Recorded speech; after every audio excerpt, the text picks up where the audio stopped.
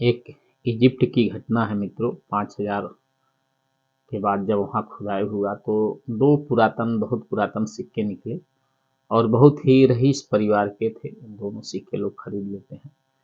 तो समाज में एक ऐसी व्यवस्था चली आती है कि जिसके पास कोई पुराना चीज़ है, संपत्ति है, संसाधन है, तो जब किसी भी रिसेप्शन कार्यक्रम में जाता है तो कोई आता है उसके घर, तो उसको दिखाने का प्रयास करता है। तो जो व्यक्ति वो सिक्का नीलामी में लिया था तो एक शादी में जाता है, तो सिक्का दिखाता है और वह ये सिक्का 5000 वर्ष पुराना है।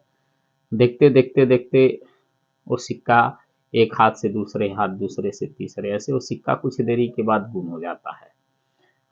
और फिर पूरे कार्यक्रम में उस सिक्के की खोज होने लगती है।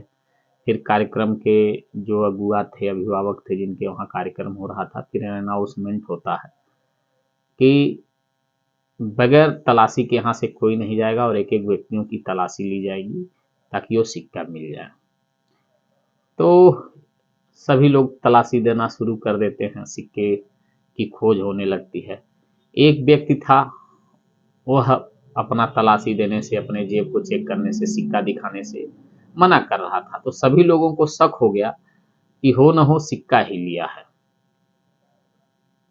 और स्वाभाविक चीज़ है कि मान लीजिए सब लोग तलाशी दे रहे हैं, एक व्यक्ति मना कर रहा है और बात यहाँ तक आ जाती है कि वो राइफल निकाल लेता, कहता कि अगर मेरा कोई तलाशी लेगा तो मैं उसे गोली मार दूंगा। तो सभी लोगों को विश्वास हो जाता है कि सिक्का ही व्यक्ति लिया। लेकिन अचानक एक वेटर मेज साफ करता है और देखता है कि वो पुराना सिक्का वहीं पे पड़ा हुआ है। तो लोग कहते हैं, थोड़े देर बाद जब घटना शांत हो जाती है तो लोग कहते हैं कि जब आप सिक्का लिए नहीं थे तो तलाशी क्यों नहीं दे रहे थे।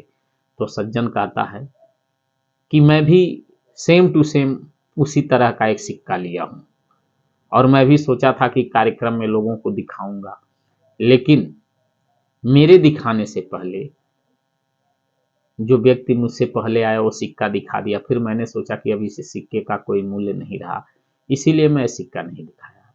इस कहानी और इस घटना का तात्पर्य है मित्रों कि प्रतिभाएं, योग्यताएं बहुत लोगों के पास है, लेकिन जो पूंजीवादी लोग हैं, जिनके पास पैसा है, संसाधन है, वह अन्य लोगों की हत्या कर देते हैं, उनकी संसाधनों को छीन लेते हैं। अतः अपने अधिकारों को लेकर जागरूक बने और अपने स्वविवेक से अपना कल्याण करें।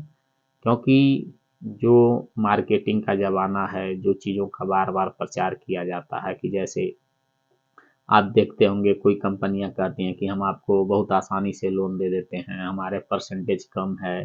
ये सारी चीज़ें आपको एक प्रोपेगेंडा के तहत परोसी जाती हैं। ऐसा नहीं होता है। जब रियलिटी में आप लेने जाइएगा तो चीज़ काफ़ी महंगी होती है। तो आप स्वतः समझदार बनिए और अपने भविष्य का, भाग्य का निर्माता बनिए। और भारत के आप युवा हैं, आपके भविष्य आपके अपने हाथ में है। जय हिंद, जय भारत, वंदे मातरम।